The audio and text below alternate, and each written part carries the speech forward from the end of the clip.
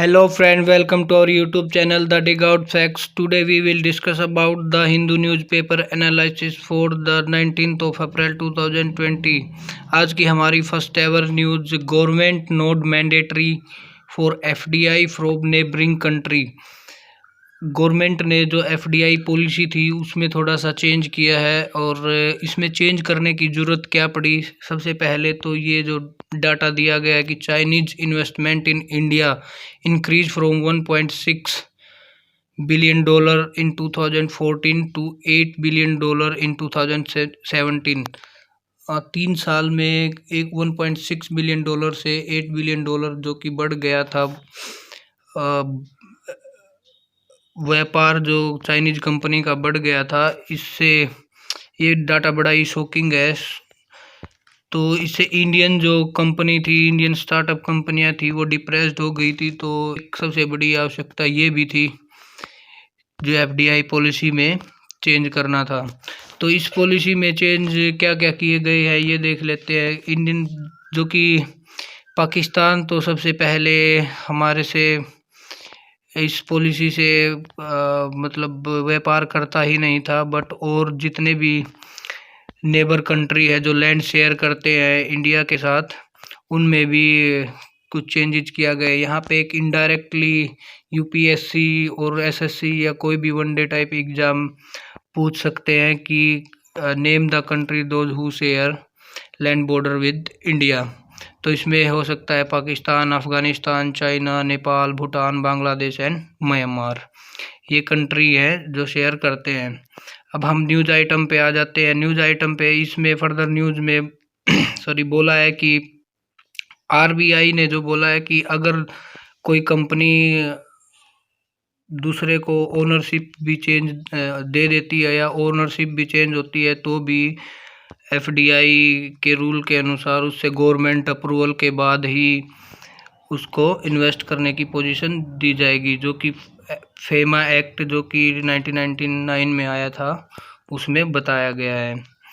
और आज की सेकंड न्यूज़ की बात करें तो सेकंड न्यूज़ यहाँ पे एक बार बार कोविड-19 का ही जिक्र हो रहा है, तो ये भी पूछा जा सकता है कि कोरोना वायरस है उसके वायरस का नाम क्या है, जो कि इसके वायरस का नाम SARS-CoV-2 है। ये भी एक बड़ा कंफ्यूजिंग सा सवाल है कि कोई कोरोना या कोविड-19 ना बोल दे।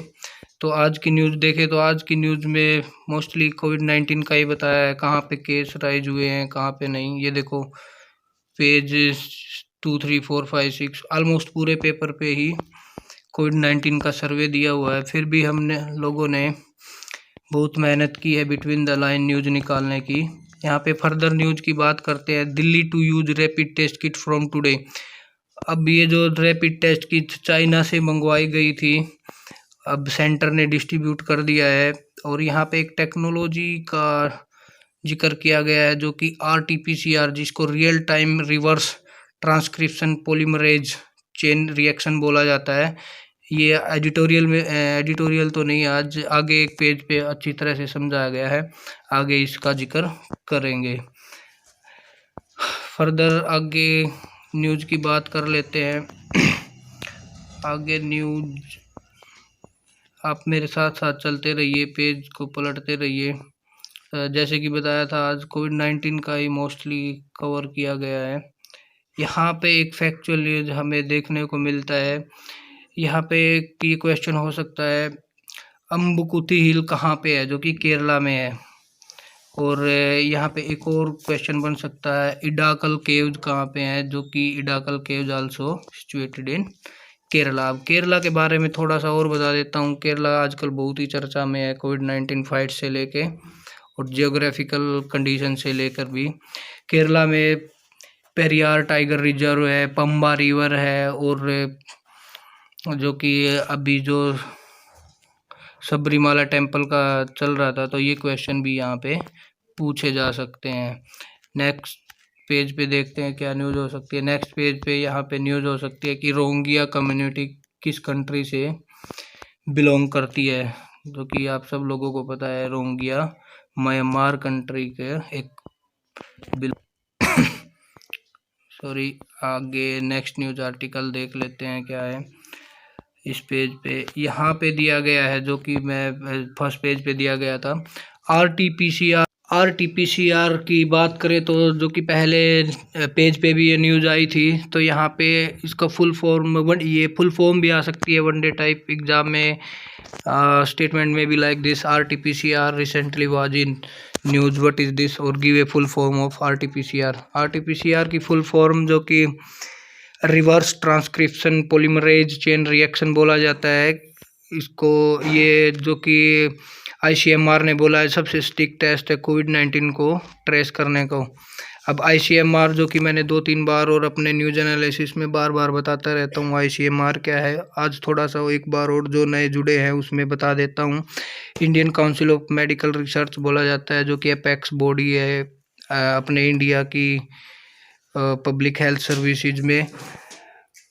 इसमें सबसे पहले ये 1911 में बनी थी, लेकिन उस टाइम इसको IRFA बोला जाता था, जो कि इंडियन रिसर्च फाइनेंशियल अथॉरिटी थी, लेकिन बाद में 1949 में इसको ICMR बोला गया। अब मेन न्यूज़ की बात कर लेते हैं। मेन न्यूज़ में RT-PCR टेक्नोलॉजी काम कैसे करती है इसमें थोड़ा सा बता देता हूँ। इसमें जो भी पेशेंट होता है उसमें उसके नोज और थ्रोट से सैंपल लिया जाता है, सैंपल एक स्वैब के थ्रू सैंपल लिया जाता है, उस स्वैब से फिर RNA अलग किया जाता है एंड फर्दर DNA अलग किया जाता है, केमिकल मिला के उन DNA से फिर अलग अलग वायरस डिस्टिंग्विश किए जाते हैं। इस प्रोसेस में 2 से 3 घंटे लग जाते हैं, लेकिन ये एक सॉलिड टेस्ट है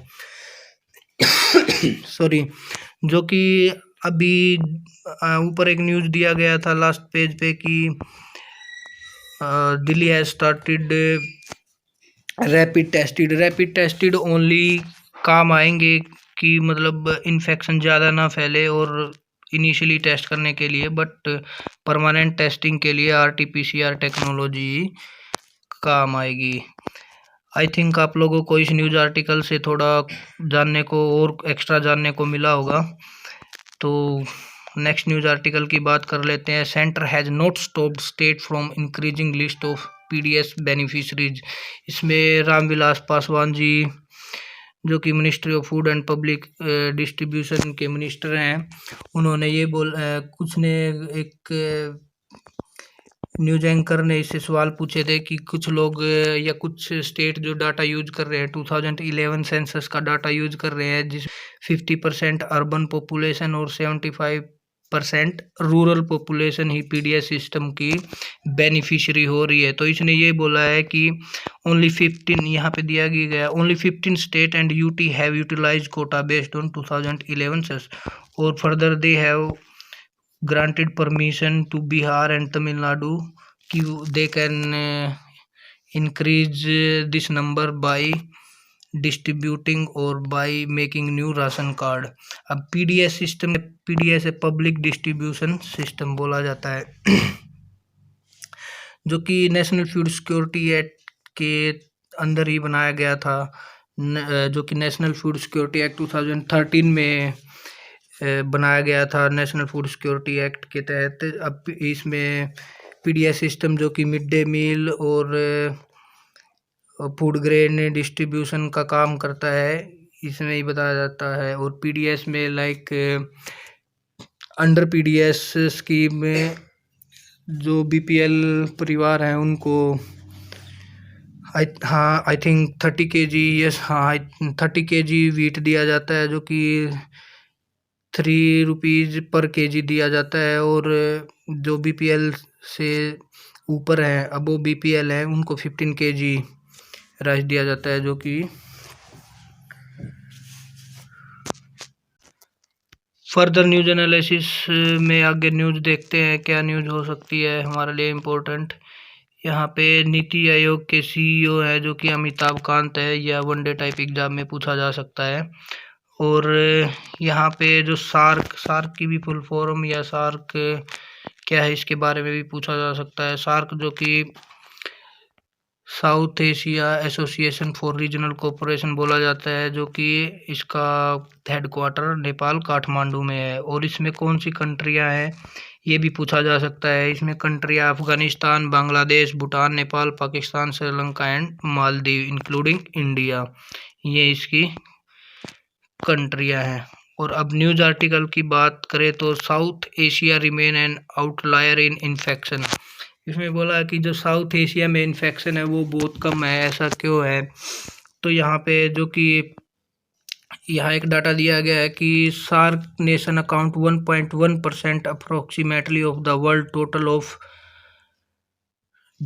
मतलब जितने वर्ल्ड में इन्फेक्टेड हुए हैं कोविड-19 से, सार्क में उसका 1.1% ही अफेक्टेड हुआ है और 0.49% इसमें मोर्टेलिटी हुई है या फैटलिटीज हुई हैं।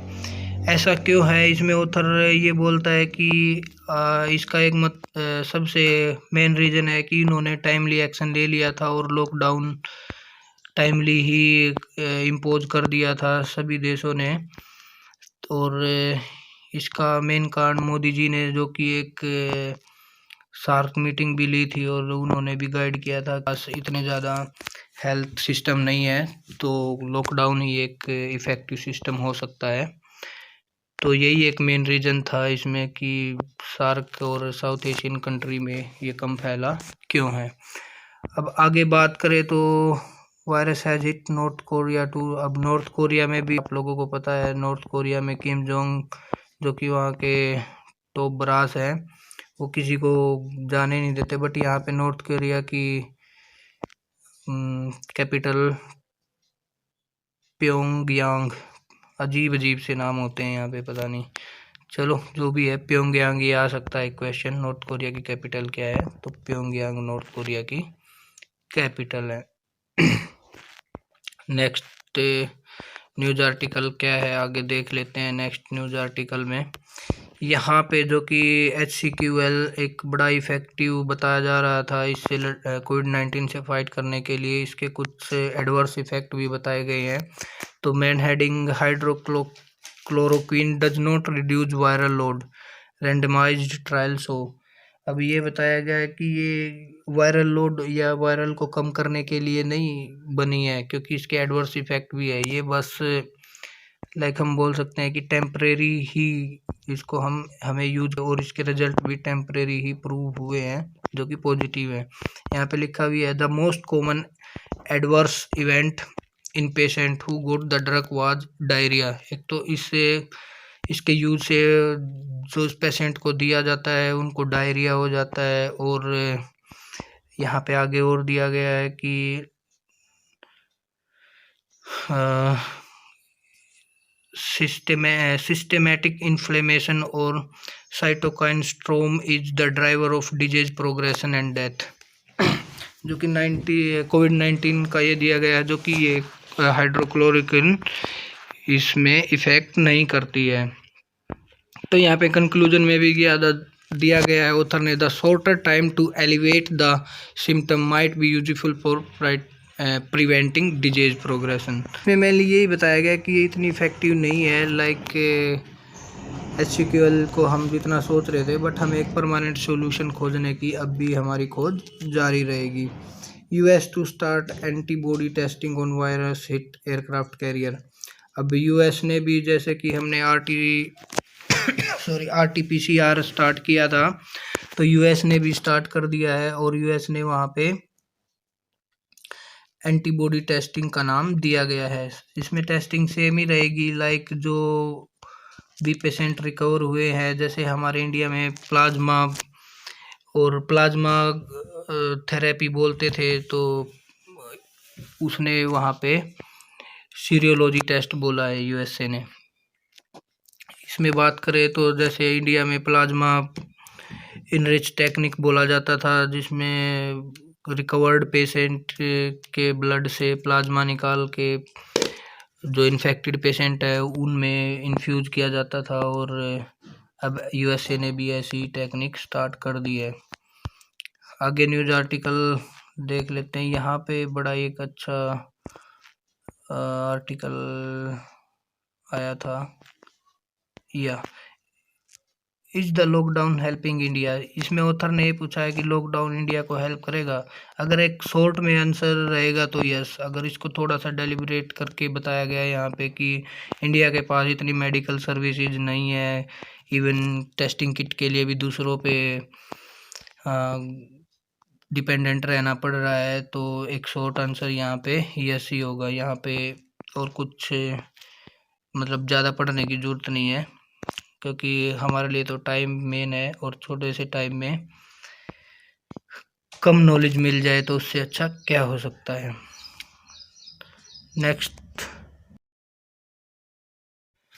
Next news article, will convalescent plasma help कोविड-19 पेशेंट। इसमें कॉन्वलसेंट प्लाज्मा जो कि ब्लड प्लाज्मा ही होता है, इसमें ये बोला है कि क्या ये रियली हेल्प करेगा, जो कि पहले बताया मैंने कि जो भी रिकवर्ड हुए कोविड-19 से, उनके ब्लड से प्लाज्मा निकाल के इन्फेक्टेड पर्सन में इन्फ्यूज करना है। यहाँ पे ऑथर ने दिया है, people who have recovered from कोविड-19 have antibodies to the disease in their blood. Doctor call this convalescent plasma. अब कॉन्वोलसेंट प्लाज्मा वही है जो पहले समझा दिया गया है।